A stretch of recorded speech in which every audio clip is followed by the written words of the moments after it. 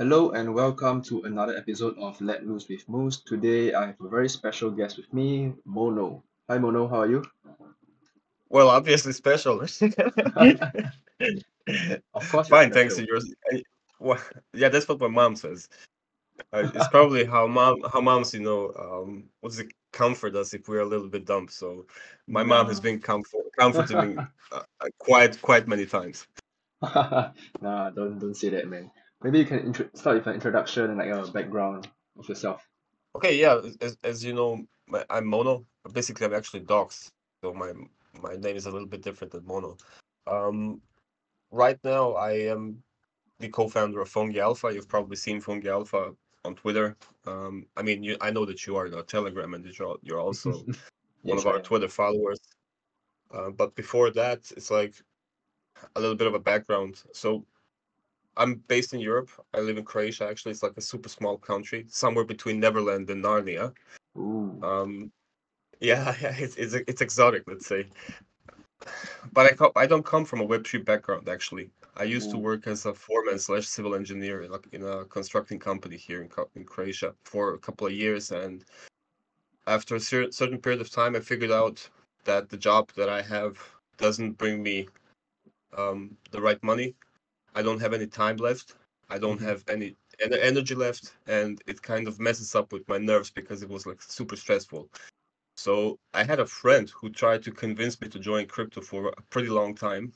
And I was always, rejecting. It's like, bro, I don't have time for these things. I'm busy because I was working at this company, so I really never had time because my work schedule was actually from 7 a.m. to 5 p.m., which very often was 6 p.m., 7 p.m. plus Uh-huh. Saturdays and sometimes even Sundays. Oh damn. And yeah, like it's like 250 hours a month, and I really haven't had any time for crypto. But you know, I figured out, man, I'm working my ass off and I'm still poor.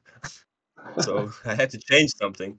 And this friend of mine, he was like very convincing that you can, make money in crypto, this and that. And he always said like, "Oh, you're a smart guy. You'd figure it out very quickly." Because I have like it's like one of my hobbies are computers, right? Um, so I understand tech to some extent. I can't Okay. code, but I do understand tech to some extent. It's like I can get to things pretty quickly. Mm-hmm. And after some time, I decided, okay, I'll give it a shot, and I invested some money in crypto, and I immediately got wiped because there was a Black Swan event, What and I year was was like, this? it was 2021 actually. So it's like Okay. I'm very young in the space. But it went like this. I started with crypto while I was working at this company. So Mm-hmm. I would come back home from work 5, 6, 7 p.m. And every day I would just research until midnight, 1 a.m., 2 a.m., and then wake up at 6 a.m. and go back to work. It's like literally every day. And after a Wow. couple of months, I was active in a chat of an L1, Uh-huh. and they figured out that I have quite a good amount of information about their chain, and I was, helping others out whenever they had questions, although I was not an admin or a mod, Mm-hmm. So they have actually offered me a role to become a moderator. From that role, they moved me to community lead, and then I had also something to do with BD plus marketing. And later on, I used to work for the Dex as well, and Wow. did all of these things plus some design and writing. And you know, after almost a year, I decided, to split ways, and that I would like to be, more of an individual working on things that I personally would like to see. And one of those things were, um, running an alpha group, running a community of degens, of mind-alikes, of people who like to spend their time researching, because basically for like a long time I was spending from 4 to 8 hours every day just researching and reading and watching videos and trying to figure out how things work so I could be in the loop with everything. And I mean, it helped me quite a lot because obviously I do understand a couple of things, not everything. There's many complex topics, but I think it helped me a lot. And well, here I am, Wow. running Fungi Alpha with Louis Cooper Right. and working on quite a good number of things on the side as well. Right. So you came into the space in 2021, is that right? Like after your friend introduced you. Yeah, and the funny thing here is, even before I was in crypto, I was like browsing 9gag, and a 9gag Right. very hot topic was Doge, in Doge, and I Uh-huh. was always talking to my friend. I was always telling my friend, look, I don't know what's in crypto, but I've seen that there is a Dogecoin, and I think this thing could actually pop off. And he was like, "Oh man, you're speaking bullshit. It's like a shitcoin." And I said, "I don't Yeah. know what a shitcoin is, but Yeah. I know that there's like an insanely huge amount of people talking about it, Yep. and well, in the end, it really popped off. So let's say I had the prerequisites to join crypto, and like I could smell things which could pump, based on sentiment on and simply on psychology. Right. Interesting. No, actually, I faded Dogecoin when it was like, I don't know, 5 cents or something, or like before that. I can't remember. I was looking at it and like, there's no way that this is gonna work, man. This is like a shit coin, like a friend said. And I just completely faded it. And then he went on to do that multiple X's. Yeah, I think back then when I was talking about Dogecoin, it was like quite unknown because you could see only people talking about it in 9gag. It was like Mm-hmm. it had a few more zeros behind the dot, so it's like Wow. we had a few more zeros than decimals. So it's like it went up. I think it went up like for 100 couple of x. Yeah, yeah, And for I've never sure. bought it. I'm basically not a fan of Dogecoin and Shiba, but Right. there's people who like these coins, and Mm-hmm. my region is basically DeFi, and I would say more legit place, and I hope that this doesn't insult anybody who is only into shitcoins and meme coins. Right, right. I mean, there's always your own specialty that what you're good at and what that you don't touch, right? It's always fine. But do you remember Yeah, like what was your first chain or first project that you interacted with on like DeFi? yeah. Well, obviously pancake swap. Was it a shitcoin back Everybody then? starts. Uh, Not really actually. It was a very interesting token. It's called UpBnB. So basically, the developer of the token is the person which has invented, buybacks. Mm-hmm. And they had a project named Root. I don't know if it's still, live because I haven't checked it for a long, long time. And that Uh-huh. UpBnB was basically based on buybacks. And then later on, you have seen Everrise, and Everrise telling that they were the first ones to implement buybacks and whatnot, which is completely not true because I know that the first team that has actually implemented buybacks and which have done it, in a very good way. There was a whole idea about an up ecosystem, which is like having copies of tokens with an up prefix, and completely different tokenomics, um, tracking the performance of the actual tokens. But it's unfortunately never lived long enough, to see the Mm-hmm. real success. And then, Everrise just stole the show with them claiming that they were, the first ones to have buybacks. Ah, I see, I So see. yeah. Right, right. And then Okay. that was the first Black Swan event. It was back in May, and I got like completely wiped. Everything went down turbo, and it was demotivating at first. And I thought to myself, man, I haven't spent so much time, and my friend hasn't spent so much time convincing me for me to give up right now. So what I did Right. is like I injected more money in, bought again, and then I think I 45x my portfolio in a span of 3 months. Damn, that's crazy. Yeah, and then I got wrecked again. Like right now. I mean, look, things happen. You have to learn from something. It's like Right, I've right. seen a fantastic video on, if people don't know who Eric Wall is, he's like one of the smartest people in crypto. And he is one of the people who are one of the proponents of the Taproot for Bitcoin. And this guy Mm-hmm. is like extremely intelligent. So if you're looking for sources of content from extremely intelligent people, I suggest Eric Wall. And there's a video on his Twitter feed which explains, round tripping and why it's actually not a bad thing for you to happen because everything Oh. has its designed time in life when it has to happen because and that's correct because back then if I actually bought Dogecoin it would run. I'd probably make like $1 million, which is in Croatia a serious amount of money. Mm-hmm. You can use it to start a business and you're basically covered for the next 20 years if you live a normal life. And back then, if I made that money, who knows how I would end? I would probably stop, spending Right, that much time in crypto learning. I would probably learn way less. I probably wouldn't meet all the people that I have met. And maybe it would deviate my personal views on life and things and on money in general. So right, not everything that is bad is that bad, and not everything that's good is that good. There is always a little bit of the opposite in the things that we're seeing. Yeah, yeah, I think that's a very good point. There's always like good and bad to certain things, and everything happens for a reason, right? Like even when during the failures, you learn from it. There's something to gain always in any outcome, any situation. Yeah, I mean, look, you have to have a positive attitude. You Right. know, it's like bad things will always happen in life. Whether you're gonna get wrecked, whether you're going to be robbed, scammed, whether I don't know, your someone you love will pass away or someone you love will leave you behind. You know, bad things will always happen, Definitely. but you always have to have a positive attitude. I mean, you can fall down, but you have to eventually stand up and get up on your feet and continue working. That's the only thing that you can do. It's like Yeah. don't waste too much time delving into the bad things that have happened. And I've been there. That's why I say it. So if anybody's currently struggling and having some difficulties in life, it's okay to whine, cry, and be depressed for a short time. Mm.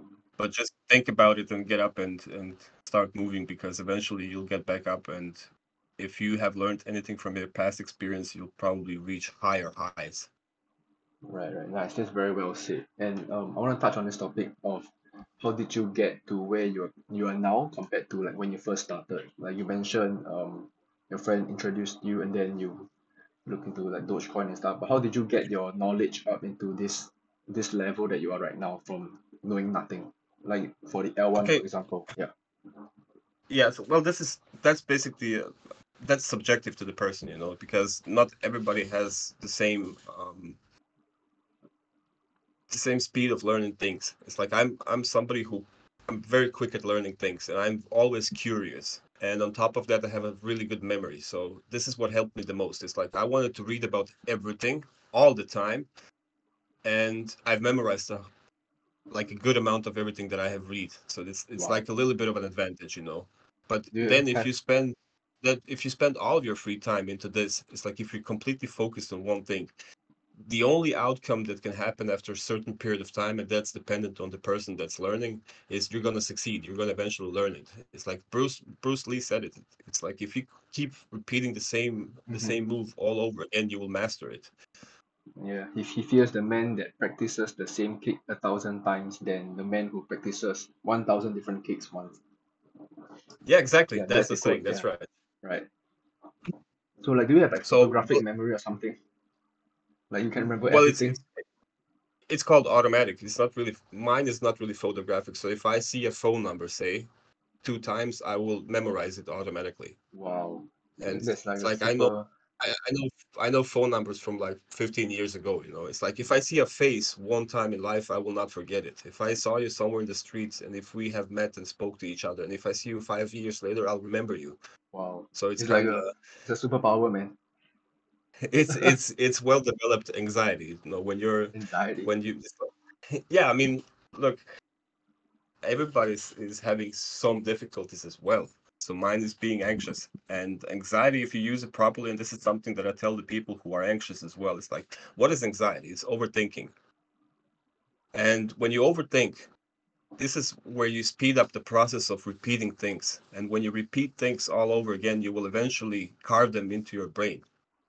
And being anxious is good because you see a lot of things other people don't, and you get to know things earlier. You get to spot things earlier. There's a reason why, let's say, FBI or CIA is hiring people who have an anxiety disorder. Oh man, didn't Bearing know in about mind that. that they fit the job in other fields. It's like Wow. because anxious people spot things earlier. So like if you, I mean, if you ever end up in a dangerous situation, you'll probably be happy to somebody around yourself who is anxious because they will see it before it comes. Wow, this Um, is like super interesting to me. Didn't know about this. you know, but regardless of personal propositions, it's like, okay, I have a good memory. That's a nice thing to have. Uh-huh. Um, Everybody can make the same things that I have done. Everybody can achieve the same things that I did. It's like all you need is willpower. Of course, you also need people who will support you, who will help you get there to where you wanna be. So, And you have to be like very persistent. mm-hmm. Right. So, do you like just read like extensively about everything to like catch up on?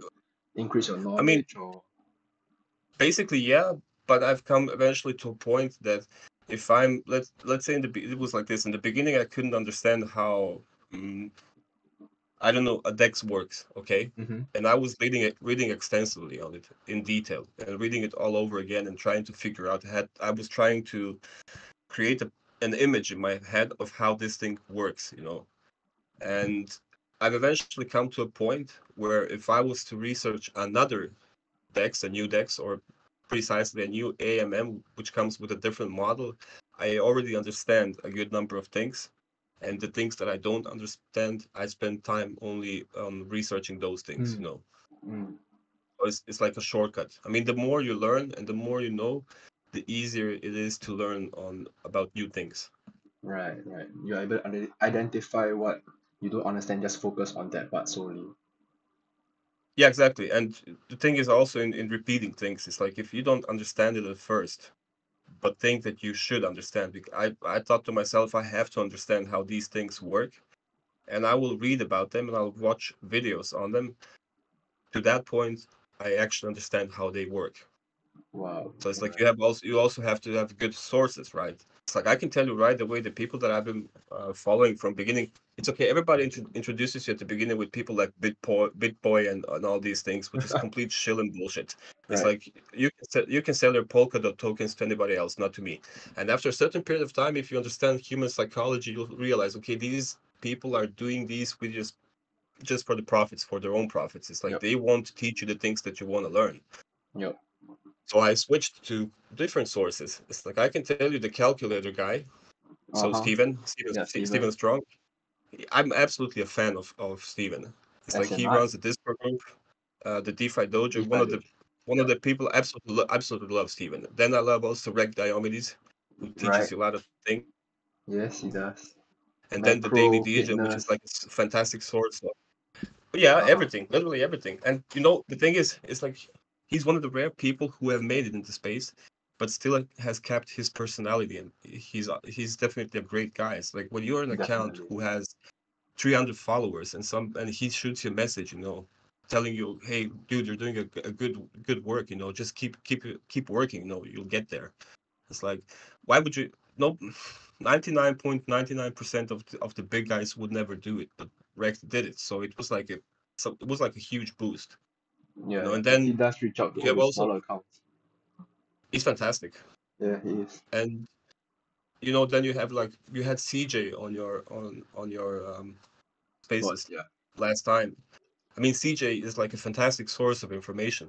It's like if you Yes, he have the is. curiosity and if you want to see new things and if you want to be on time with what's being launched, deployed, whatsoever. CJ is like a fantastic source. So, I mean, a lot of good accounts to follow. Justin Brand, perhaps on YouTube, he Mm-hmm. covers quite complex things. It's like before Arbitrum went out, he was explaining rollups and he was explaining all of these L2 settlements and different layers, and it was quite hard to grasp. So he covers things say convex or curve. It's like something that's not really that simple, but Mm-hmm. it's very important for the DeFi space.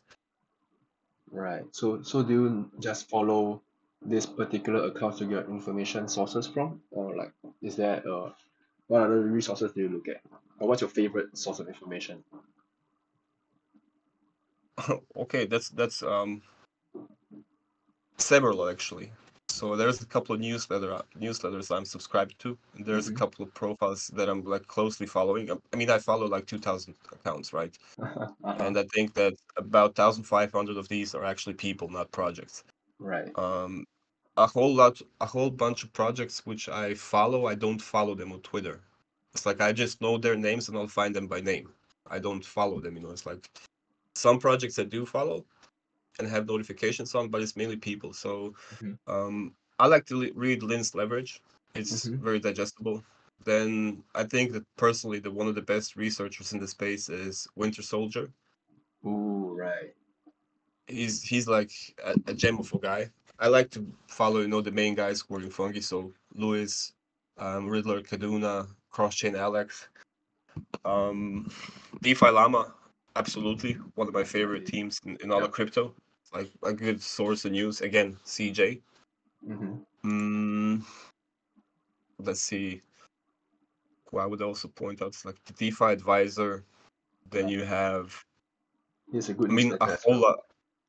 a whole lot of people. It's like there's a good list of threaders who cover a good number of threads. Mm-hmm. It's Mm-hmm. like almost on a daily basis. Like I don't know, Slap Yeah. or Lambro or the Learning Pill.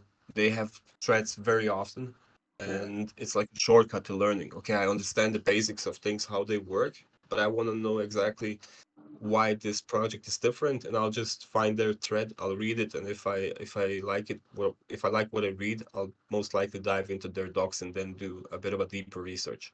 Mm-hmm. All right. And this brings me to like my next point where I want to ask about your investing framework. How do you do it? Like, do you, like we mentioned, you scan through these threads on Twitter and then you dive there into their docs or on your own afterwards, or like what's your go-to framework for this? So some things are bullish themselves. It's like if I don't just use like one source to read about things. It's like I will take 10 different sources. Mm-hmm. It will not happen that I will read one thread on a project and say, cool, I'll buy this. That's impossible. But what I Definitely. will do is I will read one thread on one thing. I'll figure out, okay, this is interesting, and then I'll find like nine other threads and I'll read them all. And Oh. if I find like a good number of green flags, I'll dive into the docs and I'll start, following Twitter, Discord, whatever it is, and just read how the project is working, how the community is acting, if the developers are there. Then I'll do some deeper dives. It's like compare them to other projects in the market who are the fighting for the market share with. Um, Obviously, you have to understand if it's a market fit product, if there is a value proposition. Like if you were to buy, say, Pendle 2 years ago, it Mm-hmm. wouldn't make sense because that it was not a market fit product because the market was not ready for it. It was not mature enough. Mm-hmm. But if you were to buy Pendle now, I would say like you're doing a great job. It's like one of the tokens that I personally think everybody, a lot of people should dive into and consider buying it because again, it's not a thing which you can read one thread about and say, okay, cool, I'll buy Pendle. It's something that you have to try out, dive deep into it, figure out why it's useful, realize what the value proposition is, and will it be something that future markets will be looking for? And the Mm-hmm. answer to that question is yes, right? So some things, I mean, shitcoins, I rarely buy shitcoins. And if I buy shitcoins, I usually lose out on them. That's one thing. I'm really not a good guy for shitcoins. I do Right. post a couple of them. It's like, okay, I'm gonna buy this thing because I don't know, I like the name, and I think the website is completely retarded, and you can't say no to that. Yeah. But then it's not something that I make a lot of money on. But Right. for DeFi, there's a completely different story. It's like I Mm-hmm. will take quite a good amount of time and research, and I also had like spreadsheets for perp dexes. I have watch lists so I can track all of these projects and short lists of their socials. So I just hop in and see what's new, and it's like information everywhere basically, and just trying to be in the loop with everything. Right. Nice. Nice. Is there any project or chain that you feel is undervalued right now, in your opinion? Oh yeah, a lot of them actually. I mean, at A this lot. at this market state, I think that a lot of projects are yet to see their all-time highs because some of them have launched during this bear market Mm-hmm. or gained traction. But I mean, I can name a few. I personally love Trader Joe and think that Trader Mm-hmm. Joe's liquidity book model is superior compared to Uniswap V3. And okay, yeah, it is a project with I don't know $400 million market cap, but that could be like an easy 10x in a bull market. Because if you think about it, Dogecoin went to I don't know $25 billion market cap. Right. Um, and because I love Trader Joe, I also love Stake Hut. It's Ooh. basically the only platform which automates liquidity book uh, pool positions, so liquidity positions. It's like gamma strategies for Uniswap V3, but then this one is for Trader Joe specifically, and I don't think it has any competitors. I'm a huge fan of Y2K. I think it's undervalued because their exotic markets are coming and there is good value prop in Y2K. It's very simple options, I would say. Mm-hmm. Made some on a few occasions I've made money, on hedging actually, betting on the DPEC of an asset. Like recently when Chapella launched, I have The STP, I think. put in yeah, I've put some money in the hedge and it was like a 6x in 3 days or so. That was Yeah, quite lucrative. yeah, they pay out pretty well if Tenor, you get the DPEG. yeah, I should Yeah. have tossed in more money, but look, it was I think only 14% of the users have put money in the hedge vault instead of the risk one. Which is good for And you, yeah, so that's correct.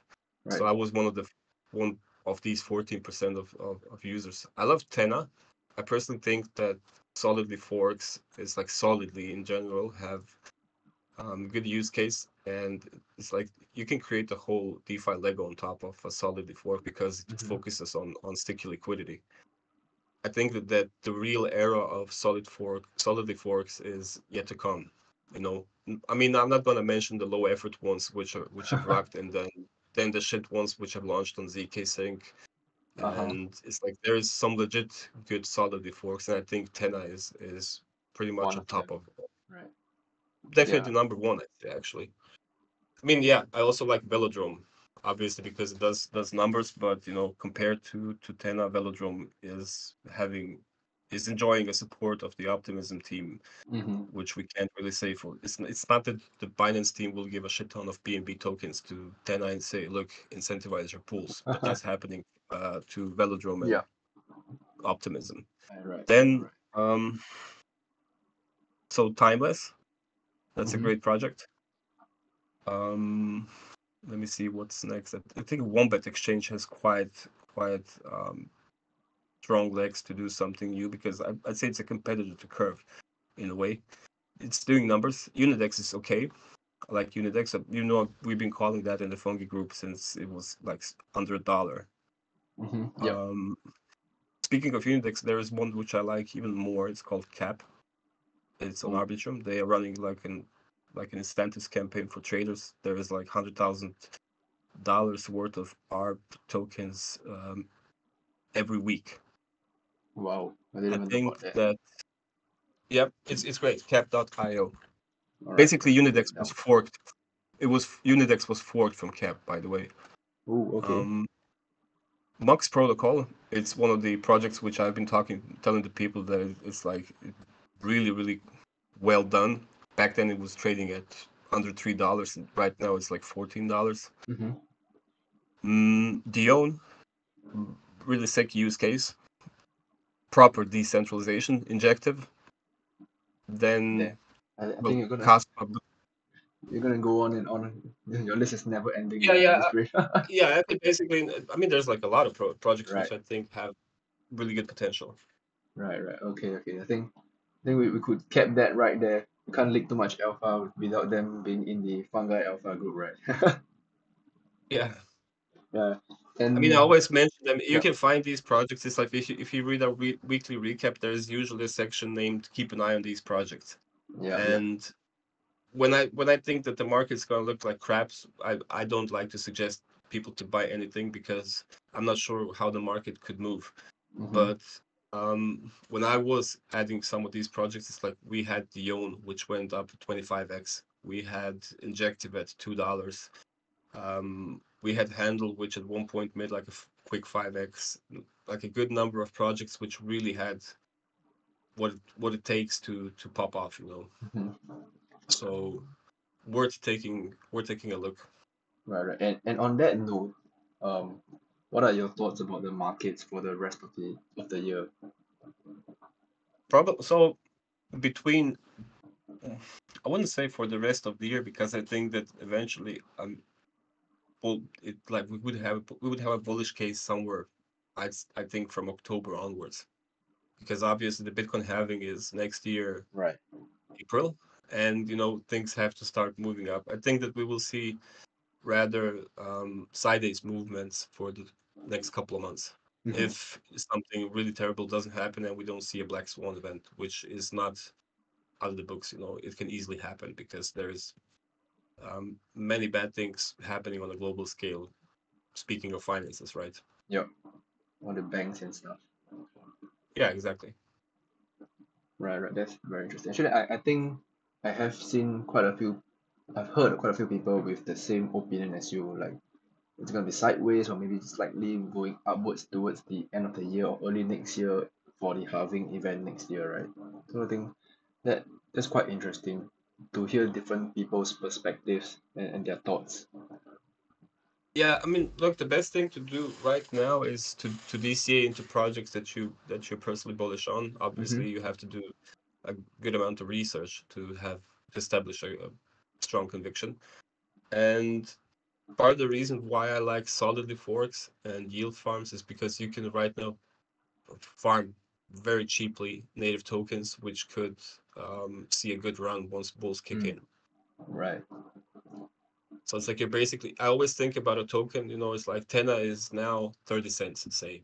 Yeah. But I don't see it as a token which is valued at 30 cents. I value it like way, way more than that. I think it's like a token which should be like $10 worth. Wow. And I see it as such. It's like if I buy Tena, I always think, okay, I've bought something which will probably be $10 in a year from now. If they keep shipping out, at the speed that they're shipping now. And if Right. they keep deploying new products and if they keep doing volumes, and if there's hype, because I personally think a project like that will eventually get listed on Binance. Mm. And for like existing projects, do you try to compare them back with like all-time highs and assess how likely it is to get back to that level or something like that? Yeah, I mean, look, let's take MOX as an example. I think all-time high of the MOX token. So here's the story about MOX. It's basically a perp text, right? Mm-hmm. It also has it's live since 2021. It was called MCDEX, if I recall correctly, and they had rebranded and also renamed the token ticker, Mm-hmm. which is cool. And it doesn't have a huge, it has a small supply, and most of the tokens are locked. And the average lock duration is almost 3 years. And there is really good volume. And the all-time high of the token was $60. The current price is 4 times lower than that. And at the current price, um, let me tell you what the market cap would be. It's still under $100 million as far as I know. So it's 51, actually $65 million fully diluted. Mm-hmm. But the supply is 4.8 million tokens, and I think that we will see new all-time highs for the MOX token as time goes on. Interesting. Nice. Very nice to hear your thoughts about certain Oh, projects, how do you value things? Because for myself, I always had trouble valuing stuff. Like I'm not very sure how should I value this. Do I compare it with market cap compared to a similar protocol compared to all-time highs? Like, I mean, of course, you pick a probably few narratives. factors, right? Yeah, yeah, and narratives So, that definitely, yeah. and utility. It's like, okay, you see that there is an exodus of people using centralized exchanges and everybody wants to use decentralized solutions. It's like you've seen Bybit recently introduced mandatory KYC, and I knew this before it was announced because Bybit was, it was not a super public information. Like Apex and Arbitrum launched, and I've read, this is why research is good. I've read how it was developed and why and who has funded it and who raised funds, etc. I've seen that Mm-hmm. Bybit was one of the names involved in the development of Apex, and I thought to myself, okay, and it was happening around the time when there was a FUD around centralized exchanges, so FTX. And I said to myself, okay, there must be a reason why Bybit would invest money for for development of a decentralized exchange, basically for Perptex. Mm-hmm. And I said we will eventually have to see mandatory KYC, and Bybit probably for that reason is deploying their own decentralized exchange. And this is exactly what turned out to be true because Bybit did announce mandatory KYC. It is now rather a public information that Apex basically belongs to Bybit, and Mm-hmm. the UI of the exchange is very, very similar to Bybit's. It's like all the people which are using Bybit, they will be looking for a trading solution, for a trading platform which won't require them to KYC. And what are you gonna choose? You're always going to choose the thing which resembles you of the thing that you have used the most, which is in this case Bybit, which is in Mm-hmm. this case Apex. So I can say that I think that Apex will probably have a good run as well. It has like a wicked um, circulating to fully diluted valuation, but it's not that bad because 60% of the tokens basically belongs to the treasury, and there's like a huge ass vesting schedule, and then the early investor tokens are locked and vested. So I think it will do well. Yes, but you have to follow narratives. It's like if you can predict what will remain and be a hot topic in the market in a year or two, this is how you can actually make the most money.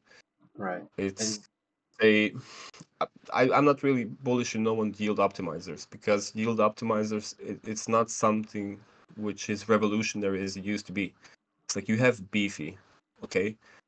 So Beefy is a yield optimizer. mm-hmm. 2 years ago, it was super bullish and it ran to like insane heights. I think it was like $3,000, but I can tell you exactly how much it was.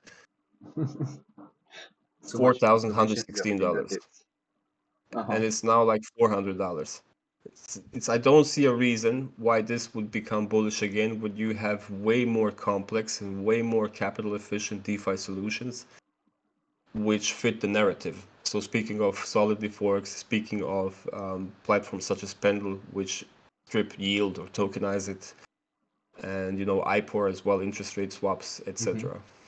Right. So you have to spot the narrative. Right. And do you Some are like short, and mhm. some will remain in the markets. You mentioned about narratives, right? So for example, a certain token you're expecting it to run, let's say within the next year or so, right? And then do you rotate afterwards after it does hit your price expectations, or like let's say if there is something else, another narrative that pops up, how do you allocate it to the new narrative? Do you take out from the token A to put into token B, or is there like a separate fund from elsewhere to go into token B allocated to it? So I'm not one of the people who hold tokens for a long time. I think Mm-hmm. that one of the biggest lies in crypto is diamond hands. That's absolute bullshit. It's like diamond hands is a term which has been invented by some really really big players who all they want to have is constant exit liquidity.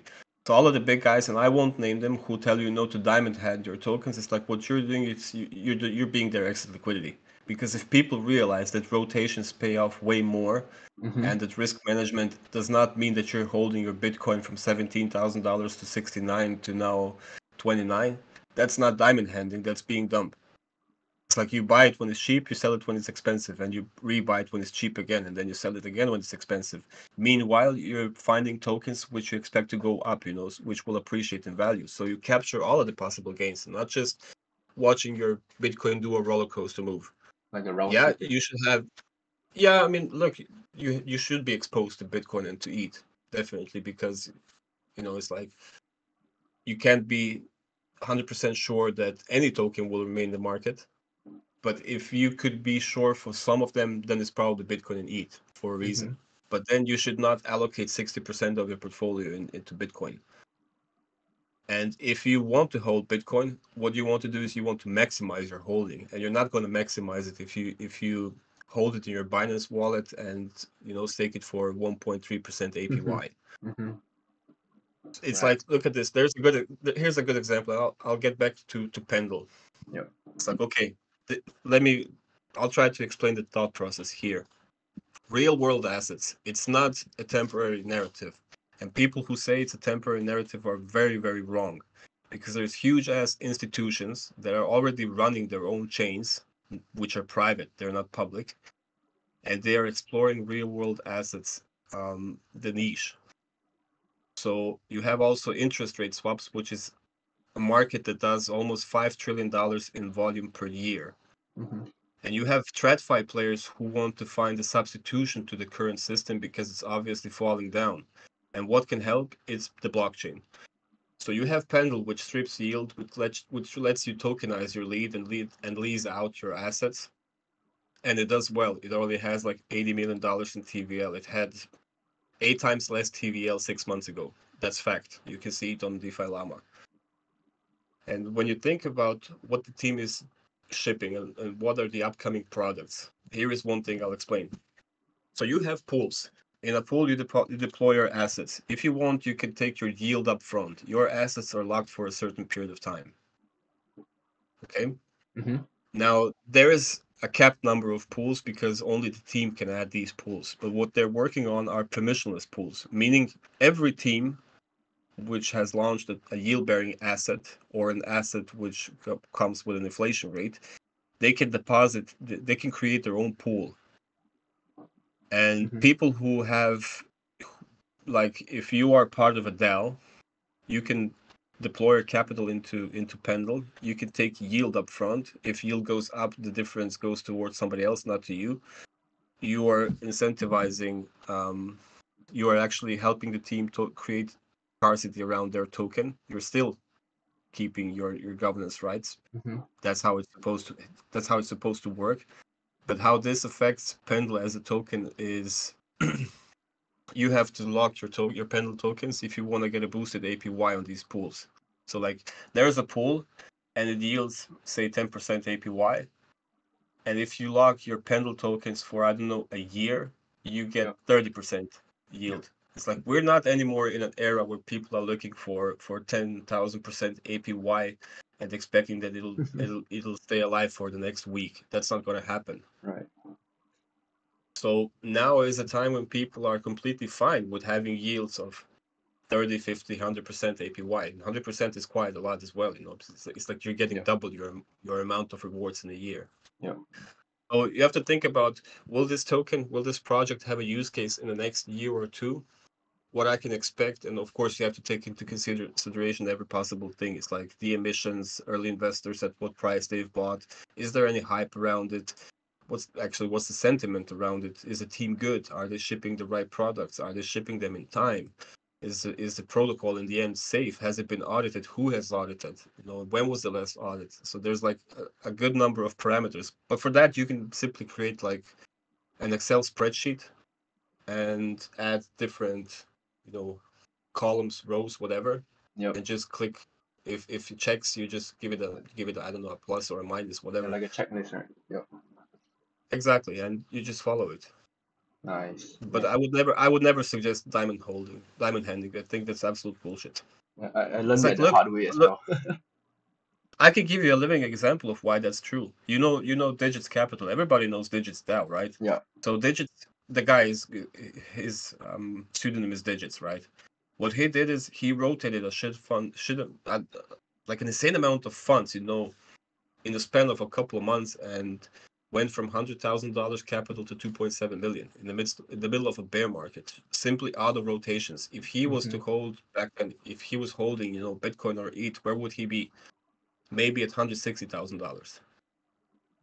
Right. So that's the thing. You have to do research, take time, don't rush, create a list if you need it. So a checklist, right? And Mm-hmm. you have to understand how to manage your risk. It's like you're not gonna ape 50% of your portfolio into Pendle. That wouldn't be a smart move. Don't put all your eggs in one basket. But you can Right. rather find, I don't know, 10 tokens and deploy 70% of your capital into these. Keep some stable coins aside. That's like a golden rule. In case of a black swan event, you want to buy Mm-hmm. dips. And Nice. follow these projects, follow their socials, follow conversations, what other people are thinking, see what kind of engagement they're getting, and set yourself exit points. Because don't say I'm gonna buy Pendle at now it's I don't know 30 cents, 30 something 32, cents. 30.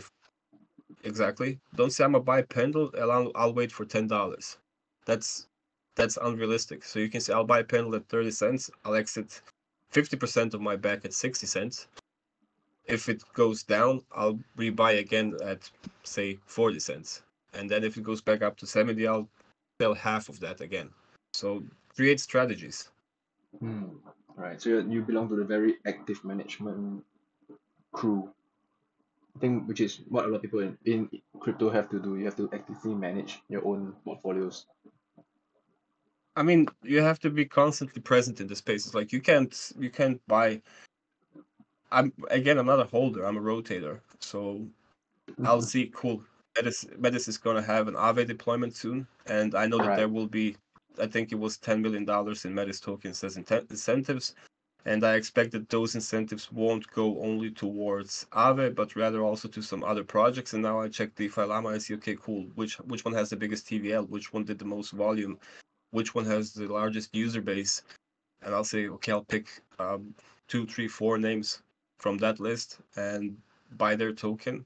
And once there will be Aave and once there will be Metis incentives, I'll just sell if I see fit. If I see fit that I have to keep a percentage of these tokens, lock them, stake them, whatever for yield, I'll do so as well because I also have locked positions and some of them are locked for as long as 4 years. Hmm.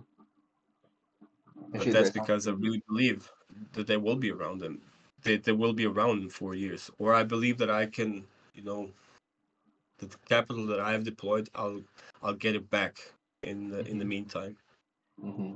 Right, right. I appreciate all your sharing, man. You shared so much over the past like 20 minutes or so. Super amazing, super Yeah, nice to hear your thoughts about your projects, your frameworks, your thought processes. Thank you so much for explaining all this. But now no problem. I would like to touch a bit on Fungi Alpha. Yeah, please. How did you co-found Fungi Alpha? Or maybe you can start introducing what Fungi Alpha is. Yeah, so Fungi actually started as a alpha group, right? And that was not just the base idea. So how I got to the point of being a co-founder of Fungi. I mean, back then, so it was like October last year. I was like a super small account when it comes to Twitter. I had like 80 followers, and Mm-hmm. I was following all of these big guys. And this is what I said at the beginning. You have to get up and start doing things. So Luis at one point had a tweet where he said that he'd like to meet his followers and get to know about them, and I slid into his DMs and we started talking. And then the idea of Fungi developed. He created the Telegram groups. He created the group and shared ownership with me. And we were really giving our best to keep everybody engaged because first of all, it was a very depressing period.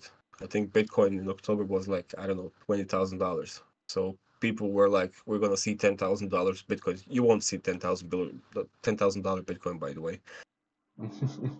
And a lot of people wanted to make money, but it was like an extremely difficult period to make money. And in order to make money, you have to connect with other people and you have to learn things. So we've emphasized the emphasis was basically on mutual empowerment, engagement, mutual research, um, giving positive feedback to each other. So no toxicity, no bullshit, no belittling of anybody in the group. Everybody is equal. Like it's just because I know something you don't know doesn't necessarily mean that I can't learn from you. You have to have that attitude. You can learn from basically everybody all the time throughout your whole life. Mm-hmm. And later on, the group has grown, and we decided to start a Twitter. It was on December 13th, actually. And since then, so it's a little bit less than 5 months, Twitter has Right. grown to like 17,000 followers organically because we don't do giveaways, we don't do, stuff like that. So people had to follow up for basically for content, for threads, for information, and not for airdrops and giveaways. Mm-hmm. And we're currently in a phase where we're working on a newsletter. We're trying to optimize our content even better than it is now right now. So we'll focus more on alpha, more on yield strategies, more on yield opportunities, and less on say threads or AMAs. Mm-hmm. But the general idea of Fungi was it's a community hub, and now it's a hub of many things, mainly information and marketing, and I mean I'd call it a community hub. That would be the best definition of Fungi Alpha. But then I have to point out that the Telegram group is a separate entity from the Twitter group, right? Mm-hmm. Because obviously the whole group doesn't run the Twitter. Right. Right, nice. Thank you. What are the plans or goals Well, for the group moving forward, like Fungi Alpha? so yeah, this is what I've just mentioned. So we're working as for the Twitter, we're working on a newsletter because we figured out like there's a whole bunch of newsletters and Yep. they are talking about things from a high level. It's like I don't want to read a newsletter on macro. I don't give a shit about macro, honestly, because it can be peak bear market and there will be a good project and it will pump. Mm-hmm. So macro doesn't really bother me. Is Bitcoin going to be $40,000 tomorrow? I don't care, honestly. It's like I'm not gonna buy Bitcoin anyway. Mm-hmm. But will there be a new, say, a good solidly fork? That's what I want to see. You know. So macro is really not something that interests that's in my field of interest, and I like to have the information on a bit of a deeper level. So it's like if you want to provide the best information, you really have to go one step further. So you have to go into discords of projects, read their announcements. You have to follow their socials. You have to read everything they post, whether it's a Medium article, whether it's a Substack, whether it's just an addition to their docs. You have to keep track of everything, and only then you can provide information, not everybody else, because most of the biggest newsletters are basically the same news. It's like recycling of news. This guy Right. wrote on, I don't know, Pepe, and then the other guys wrote on Pepe as well. It's like Mm-hmm. you can see it also on Twitter. Like when there was the ARB airdrop went live, and everybody So started many. writing about airdrops. It's like that's not good. Yeah. It's brainwashing. I don't care about airdrops either, because I know that a lot of people what they're doing now is like they see, okay, there's a lot of people who are interested in airdrops. So they're just farming. It's user Engagement farming. engagement farming. Yeah, and I don't want to be part of that. It's like you can yes, you can participate in an airdrop campaign and make 5 6 figures. That's correct, but that's one out of thousand. I've done a couple of them, and some of them gave me back like $1.50, and I had to do something for an hour. So I said it's not worth my time. Mm-hmm. So Okay. what so we're working on a newsletter, one which we hope to be, which we hope will stand out from the other newsletters, which will be focused mainly on DeFi. Sure, we will also have like a little section for macro, but that one will take just a just a small part of the newsletter. Mm-hmm. And as for the Telegram group, that's a separate entity, but we plan to most likely shrink it to provide to have the content become as good as it was at the beginning of the group, because as the group has grown, a lot of people have entered the group and not really using it for what it should be used. It's like crypto, unfortunately, is full of people who like to be spoon fed, lurk around, and just get easy calls and easy gains. That was not the idea of the Telegram group. The idea of the Telegram group is, Moose, I don't understand this thing, and you explain it to me. And then I Ah, know it too, and I can help you research while you research. So the two of us are researching the same project, and we can build conviction around it and say, okay, we're gonna buy this thing because we had when there was the shittiest bear market, we had calls which ran a couple of hundred x. We found like I don't know, imagine AI on day one. right.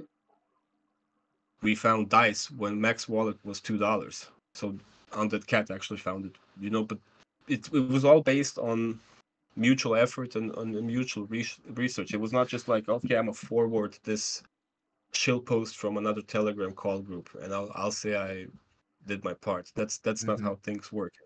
It's like if you wanna be part of a call group, I mean, good for you, more power to you, but we're not one. People Right. just, a lot of people thinks, okay, can I join your Telegram group? Because they think, okay, I'll just join this Telegram group, and that everybody's gonna call points which will pop off and do, 5, 10, 50, 100x, and I'll just buy these things. Everybody's shilling, so that it doesn't work like that. We want to get rid of that aspect of the Telegram group where somebody thinks that it should be used like that, because it's not okay. You have people who put in a lot of time and effort to do research and to provide the right information, and then you have an amount of people who do the opposite. They don't invest their time and energy, they just come and scoop. And you always want to reward people who put in their time and energy. All right, I see, I see. Nice. And what about yourself? Like any goals for yourself that you're planning? Yeah. So well, I mean, definitely not Lamborghinis, hookers, and cocaine, because I see that there's a lot of those things in the space. Like everybody's dreaming of a yacht. I don't. I dream like of a small restaurant. I would actually like to flip burgers, and this is not a joke. I'd actually like to one day eventually reach a point where I would not be, obliged to find a job and to work in a scheduled environment, but rather, I would like to kickstart my own burger Burger place or business. steakhouse.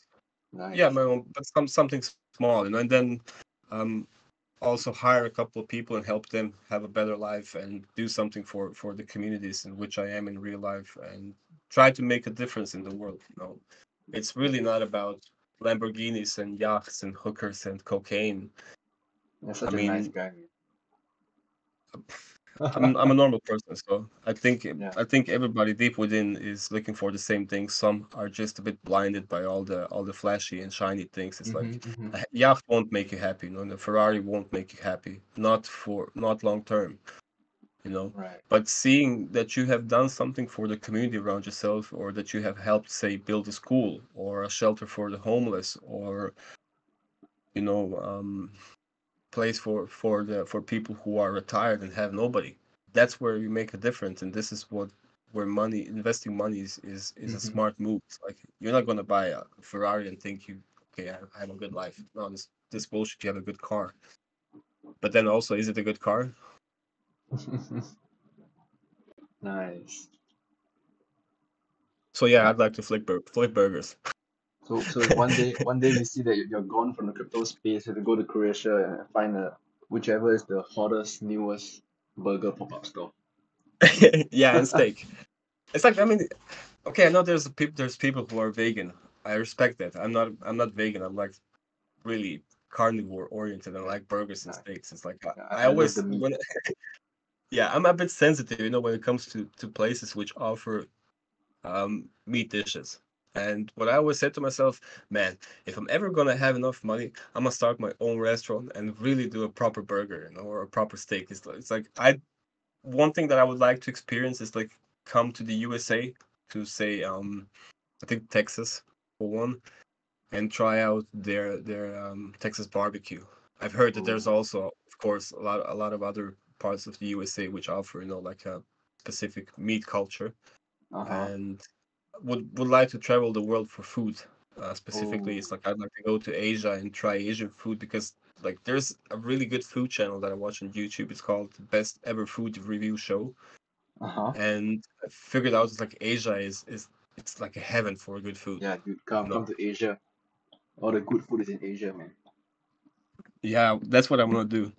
I'll get there eventually, after some period of time.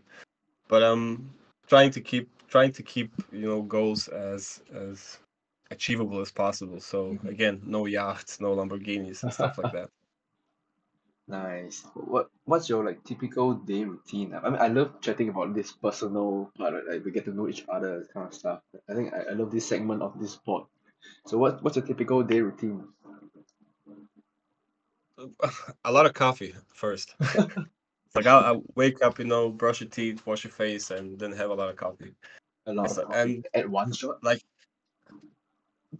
well, it's like I probably have like 2, 3, or 4 cups of coffee, and I also smoke, so it's um not the healthiest thing, but I enjoy it. It's like I enjoy mornings with good coffee, Nice. and obviously I have to eat breakfast because if I don't eat breakfast, I'll start feeling very like that. What's the proper word here? What? It's like Like dizzy or something like that. okay. Like And groggy, like you don't really wake up yet. it's like I'll actually start feeling pain in the stomach if I didn't Oh, eat anything. like gastric or something. Yeah, yeah. So I like to eat. It can't be seen, because I'm not that chunky, but then I eat a lot, and it's super important to me to Yeah, eat I mean, really I good love food. eating too. I eat a lot, man. Like I would travel for food, just like you. This is like my main point when I go overseas, visit other countries. I literally travel for food. I think that's a good thing, It's like people. Some people love arts, Some people like nature. Yeah. Some people like historical places and stuff like that. And I'm like, where's the food here? Yeah, you go to And wherever gives the best food, right? yeah, exactly. Well, primarily, I want to see where they have good steak or good burgers. Ooh. All right. I think you can ask CJ about that. I think he's a pretty steak person as well, he mentioned. Oh, nice. Yeah, That's great. We have a lot of things in common. I see. That's good. right. Yeah, I really love CJ's work, so I recommend it me to too. everybody. Me I too, me mean, too. his work is part of my daily routine. So what I will do is I'll first try to solve the most urgent tasks and the most important ones. Uh-huh. And I spend a lot of time on Twitter. So I'll just randomly browse Twitter because of all the people and projects that I follow, and I'll stumble upon the information that I want. So this is the part where you have to be present in order to find the right information. So I know I follow only content I consider to be of good quality, Mm-hmm. and I know that if I just open Twitter and browse through the feed, I will see a whole bunch of very good information, good threads, news, announcements, personal observations, overviews, and stuff, and I'll just funnel the things that I find to be the most important into my folders in Telegram, and so I can later read them again, or maybe include in our weekly recap, or maybe include in our alpha list. So that takes a good part of my time. Used to go to the gym, but I have a break of. It's been like 3 weeks Why? What happened? since I stopped. Like injury or I had something? something. No, I had something happen to me in my personal life. Ah, So it's like okay, okay, I ended a long relationship. But regardless, it's like I took a short break from that one. okay. But I'll start doing it again. I want to run as well. Reading obviously. Ooh, So nice. research, and I sometimes play video games. And I mean, you can't even call them video games. It's like I'll take an hour of free time and I'll play something which is similar to League of Legends on mobile. Ah, Mobile It's Legends. very yeah, yeah, yeah. It's very popular in Asia. Yeah. Um, it's like something I use to empty my brain from all the information, and then spend time with family, friends. I Nice. rarely watch TV. I like to cook. Ooh, burgers, Um, steak, I'm assuming. oh yeah, yeah. I also like to cook Italian food. I Ooh, mean, I like cooking in general. I think it's a fantastic thing. It's like it's to me, it's very relaxing. A lot of people don't like to cook because it stresses them out, but it relaxes me. really? It's like, but I don't like to. Yeah, yeah, absolutely. And gardening as well. It's like Wow. we have a shit ton of roses around the house, and grass and stuff. So if you take some time and do some gardening, you'll find out that it's something that's very soothing. It's very relaxing and calming. And in the end, you will see something that looks nice. So I think you I have a might nice garden. I think I might just end up killing all the plants, man. I had a terrarium built like late last year, and then it died in like 2 weeks or something. Like a terrarium is not supposed to die even, and it died within like 2 weeks. So I mean, I yeah, don't all of these I things, don't think I have they green require fingers. paint. Look, you'll have to find something else then, Right. But or try yeah, try it again. Sorry, but give it a yeah. bit more time and be more careful about it. Yeah, yeah. I probably will try again, but not my own garden. In Singapore, we don't have so much space for gardens and stuff. Maybe a small little balcony with a few potted plants. That's all that we can do. Yeah. Yeah, but Do yeah, you? exactly. What you can do, Yeah. you can take potted plants and you can have your I don't know own spices. I think that's a fantastic Yeah. thing. Do you do that? I wanted to ask. Like, do you grow your own herbs and spices to cook with? Well, spices not because I've been moving quite frequently over the past couple of years. But my parents Ah, do. They used to grow. Like tomatoes and stuff like that. But they're cool. also pretty old right now, so they don't do it either. It's like problem was with moving around. So I haven't had the privilege to say, okay, I'll be in this place for the next year, and Mm-hmm. I can confidently, grow my own oregano, let's say, or sage or whatever. Right. Nice. Where would you want to settle down, like to grow your own stuff? Well, definitely not in a city. I mean, I grew up in Vienna, which is quite a Oh, big city, uh-huh. capital of Austria, right? And it's very fast. It's very noisy. I like to live rather on the countryside because, when you're young, these things are very attractive, being inside of a city and Mm-hmm. everything is, at the reach of your hand. And you don't have to drive around that much. But as you get older, you're always looking for more peaceful places. So I like to live on the countryside, actually. And again, you have your own garden. You Yeah, like a can, farmer, man. I mean, you can make your own barbecue. Right, you can You be a know, farmer and a yeah, burger yeah, yeah. shop restaurant. I mean, that's a good thing to have. It's very nice Yeah, why because not? as Farm to time goes table. by, everything. Yeah, I mean, look, everything is becoming modern, and you don't really hear that often that people are, farmers and stuff like that. But I think we'll eventually reach a point where a lot of people will, you know, get back to the roots and to the basics. It's like they're gonna start growing their own food and, having their own animals and stuff like that. And I don't think that's a bad thing. Yeah, It, it's pretty we're fun, in I a guess. very, I mean, we're in a very controlled environment, and people are starting to feel like they're in cages and that they're not free, Mm-hmm. which is true. And eventually, after a certain period of time, people will want to be free. And that's when they will start doing things which make them be free. It's like, I will grow my own food, so nobody can charge me a lot of money for, I don't know, 1 kilogram of, say, potatoes. Right. It's like I can do it myself, So it's like all in a but not cycle. as a business, right? Yeah. It's all in a cycle. Like we went from that stage to where we are now, and then it's gonna go back to that stage. Yeah. I mean, look, you see a lot of people are mentioning um, dopamine everywhere. It's like if you go to YouTube, and Andrew Huberman, he's fantastic on Uh-huh. he's taking dopamine as a topic.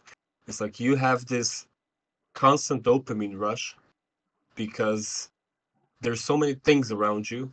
You can't come to a point where you will start thinking in peace. It's like I want to be away from things which make me think about them. It's like if you're in a city, you will see flashy stores, shiny cars, beautiful people, and you will think about everything except yourself. And you don't want to be in such an environment for a very long time because you will turn into one of these things that you're looking at. What you want, Mm. you want to work on yourself, right? So you want to be away from all the things which are distracting you from the things which are important in life. So build a family, do something for your community, make your environment become a better place.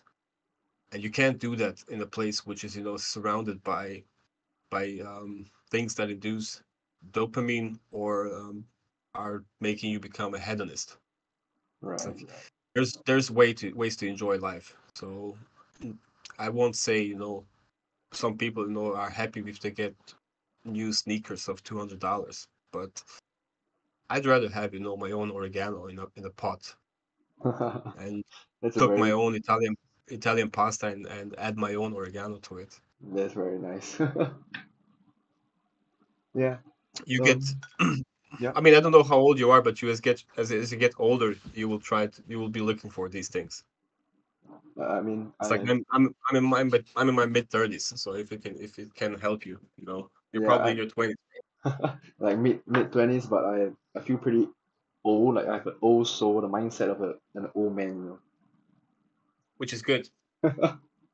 I Yeah. always say that's good.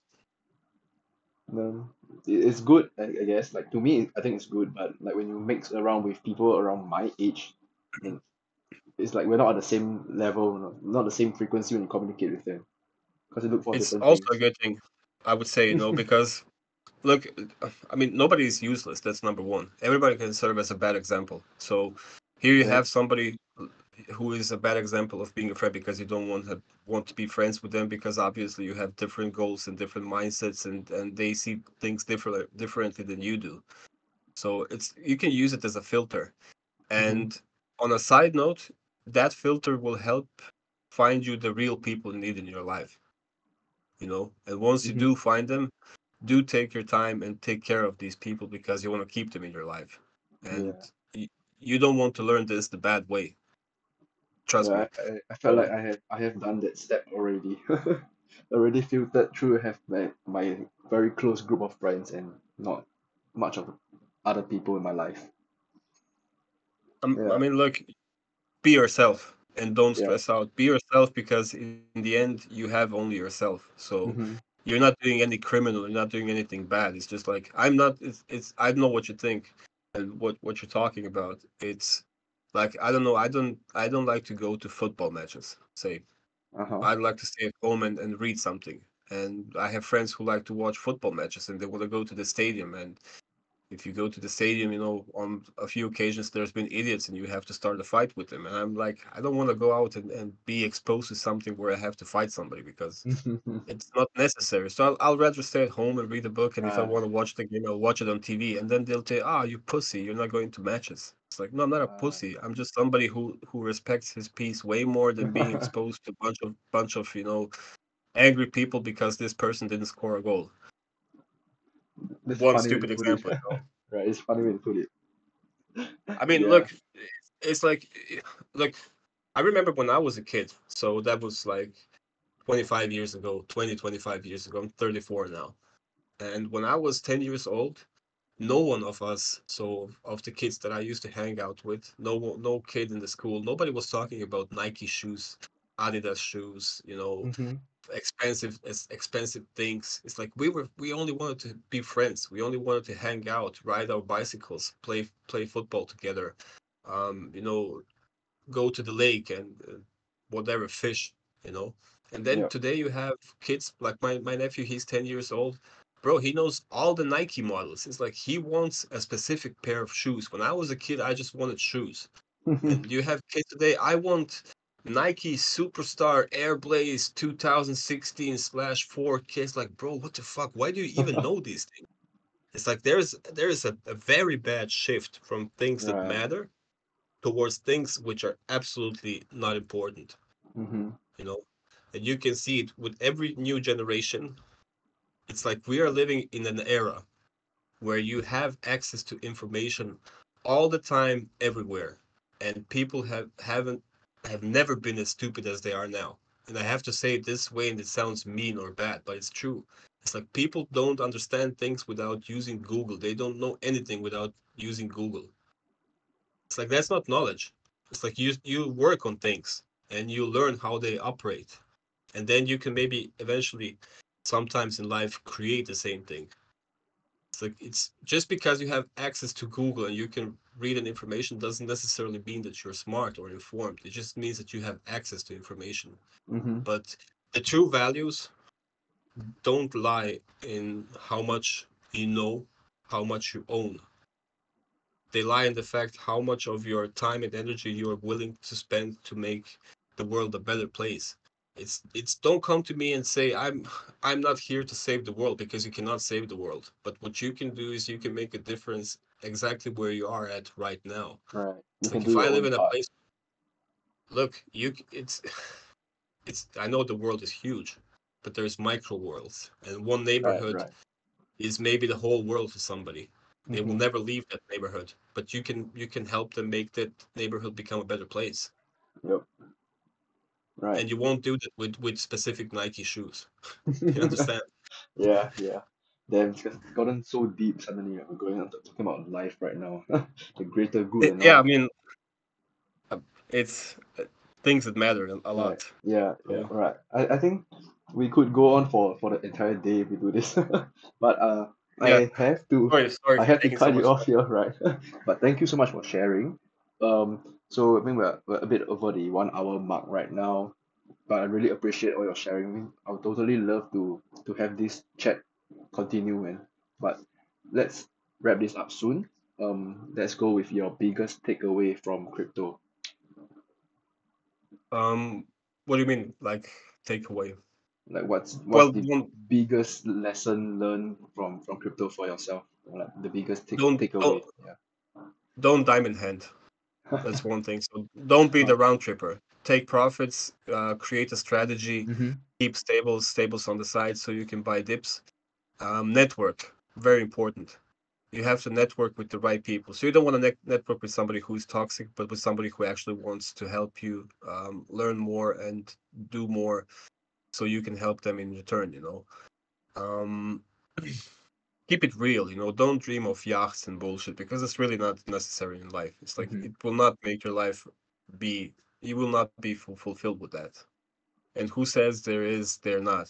And yeah, somebody can say you say it because you don't have a yacht, and I will say, but I don't want a yacht.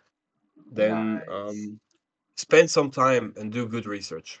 It's worth it. It's like there's a plethora of sources you can use. You can go to YouTube and watch calculator guys videos, and you'll understand a lot of things. And don't follow shiny objects. It's like get away from huge ass influencers with, I don't know, million followers like BitBoy, and those are not the people that I want that want to help you. It's like I see a lot of people are following a specific guy because he's like a whale of a specific bullish token. But why would I follow somebody who has 10 figures? It's like I don't think it's somebody who wants me as a friend.